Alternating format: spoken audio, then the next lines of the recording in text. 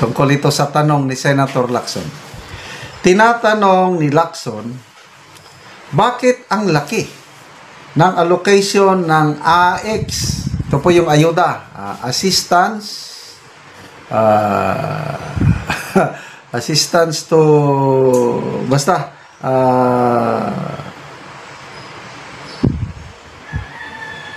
nakalimutan ko na. Increases, assistance to individuals in crisis situation. AX, ayuda ito. Tinatanong ni Lacson, bakit ang laki ng allocation ng AX sa Davao City last 2025 elections? BEX. So, bakit naman tinatanong ni Senator Lacson? Tinatanong ba niya dahil hindi niya alam ang sagot? O alam niya na ang sagot, kaya lang tinatanong niya para ma-dig up kung bakit at sino ang may kagagawan nito, para kasi sayang lang ang pundo eh. Ang alam ko nito, bilyones ang ayuda na bumuo sa Davao before election. Basta bilyones, nakalimutan, may nabasa akong post. So, tinatanong ba ni Senator Lacson para ibunton na naman sa sisi sa mga Duterte yung laki ng AX? Sino bang nag-control ng ayuda funds before election? Duterte ba o ang administrasyon? I'm sure, hindi ang mga Duterte. Maalala ko tuloy yung pahayag ni dating Secretary, Dole Secretary Silvestre Bello, na inoferan siya ng Pangulong Marcos Jr. ng 1 billion pesos para kumandidato siya sa Davao City para labanan si Congressman Sid Ungab. Kailang tinanggihan ni Secretary Bello dahil sabi niya, hindi ko pwedeng talikuran, hindi ako pwedeng mag-traidor kay PRRD. So, naniniwala ako sa ganitong pahayag ni dating Secretary Bello, at ang nakikita ko, gusto nilang palugmukin, patumbahin, gusto nilang mawala na sa political limelight ang mga Duterte sa Davao. Kaya bago mag-eleksyon, March 11, kinidnap nila si PRRD, dinala sa DA, hoping na matatalo nila ang Duterte kung wala na si Tatay Digong doon. So, maliban sa pagkidnap kay PRRD ito, binuhusan nila talaga ng pundo. So, klaro na hindi Duterte ang nagmaniobra, hindi mga Duterte ang humawak sa malaking pundo ng ayuda ng AX at iba pa before the election. Ang administrasyon, yung kandidato ng administrasyon, sino? Mga Nograles. At ano ang resulta? Grabe. Mautak ang taga Davao. Bilib ako sa mga taga Davao. Pera, ibinigay. I don't know kung ibinigay lahat baka mamaya mas maraming naiwan sa mga humawak ng pundo, I don't know. Kaya lang, tinanggap yung AX o ayuda, ang mga tao sa Davao bumoto pa rin kung sinong gusto nila. Kaya, landslide o tsunami. I think si Tatay Digong kahit nakakulong na, nasa 95% ang nakuha niyang boto. Ang kalaban niya, si Nograles. Nasa 5% o less than 5%. Ganon din. Lahat sila Congressman Pulong, yung anak ni Congressman Pulong, yung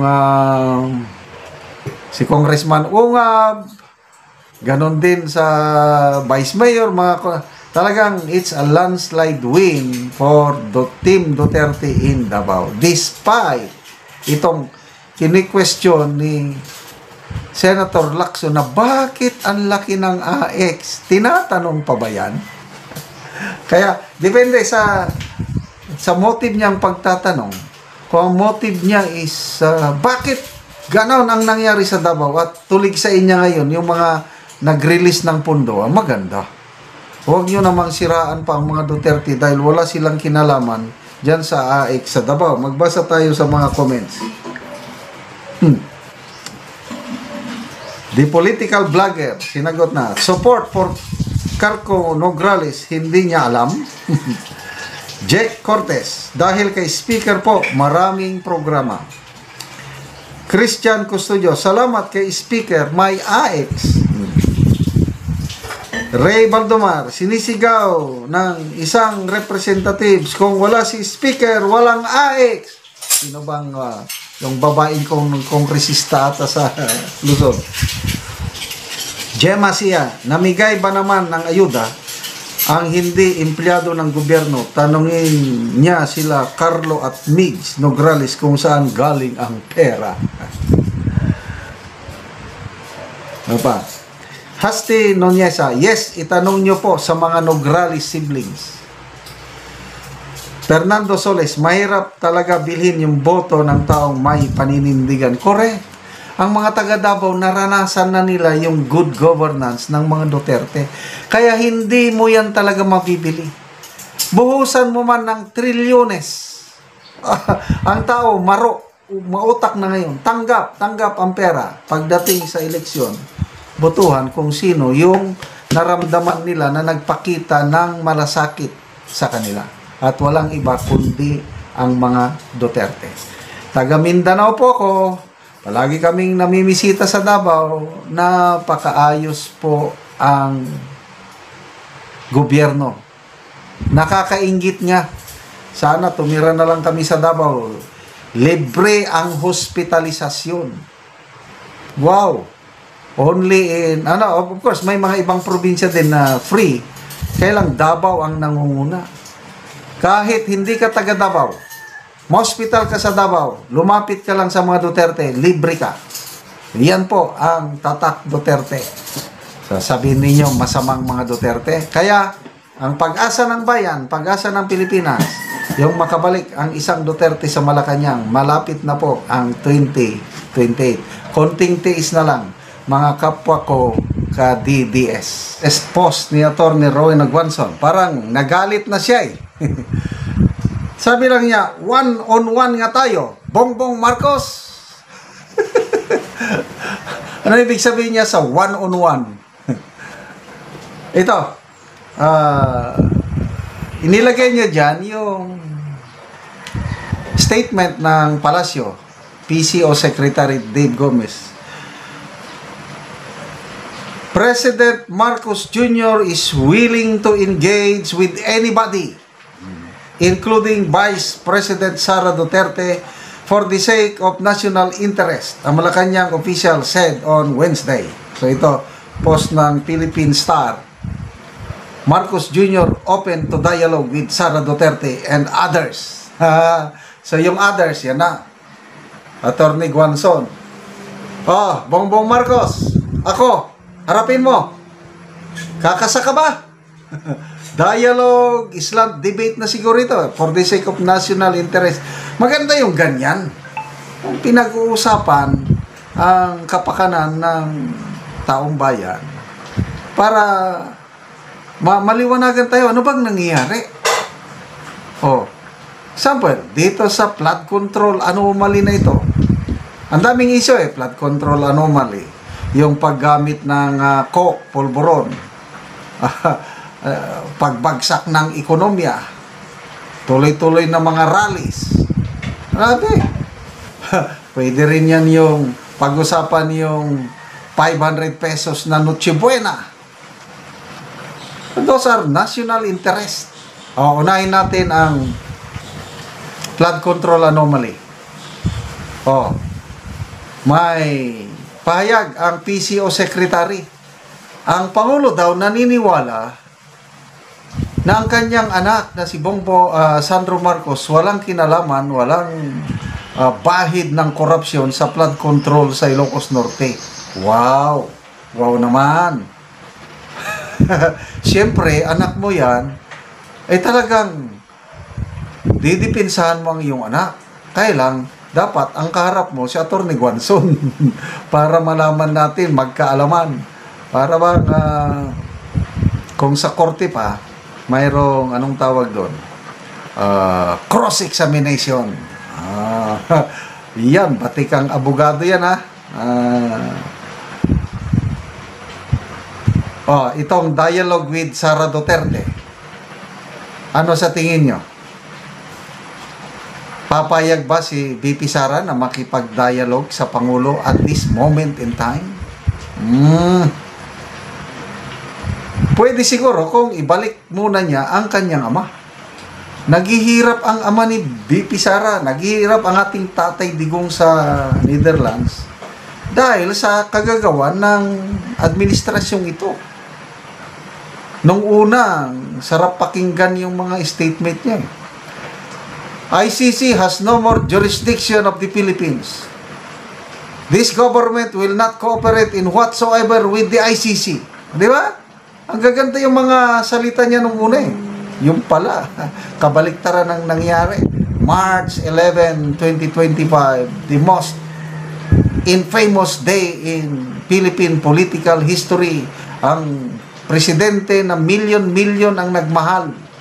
The president with the highest rating pag-alis niya sa pwesto, 88 or 85% ba yun? Greenhoff Airport, kinidnap, dinala sa isang banyagang korte na sinasabi ng administrasyong ito, buhay na buhay ang hustisya. Anong sabi ng Pangulo? Yung mga nagtatago, si Saldico, umuwi kayo dito, harapin nyo nga total, buhay ang justice system natin. Di ba ganun? Kung buhay ang justice system natin sa Pilipinas, bakit nyo dinala si Pangulong Duterte sa ICC? Mapapagkatiwalaan pa ba ang inyong mga salita? Wala daw kinalaman ng kanyang anak sa anomalya sa flood control. Iyon. Bakit nag-resign si Commissioner Rogelio Singson sa ICC? ICI. Bakit siya nag-resign? Do you believe it's just for stressful work, sa health reasons? Ako, naniniwala ko doon sa sinabi ni Congressman Edgar Erese na ang payag daw ni Secretary Singson sa kanya, sinabihan siya na, why would I risk my life and family solving the problems of Malacanang? Alam na ng karamihan yan kung sino ang mastermind.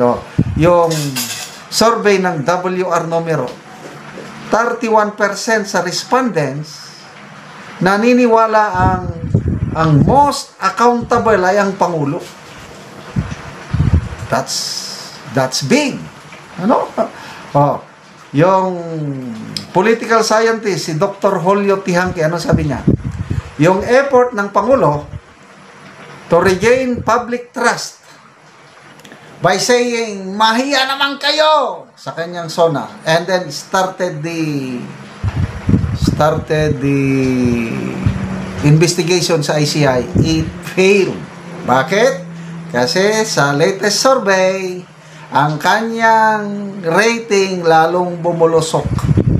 35% ang rating niya noong August of 2025, ngayon, November, 21% na lang. The lowest so far sa kanya, matandaan ko, 25 noon, Pulse Asia naman yon. Pulse Asia, 25. Ngayon, WR numero, 21, napakababa. Mataas lang ang rating ng Pangulo kung Okta Research ang Kaya ako, wala akong paniwala sa Okta at saka Tangerine. Itong apat na ito, bantayan natin ang WR numero, Pulse Asia, SWS, at saka Publicus Asia. Sige, balik.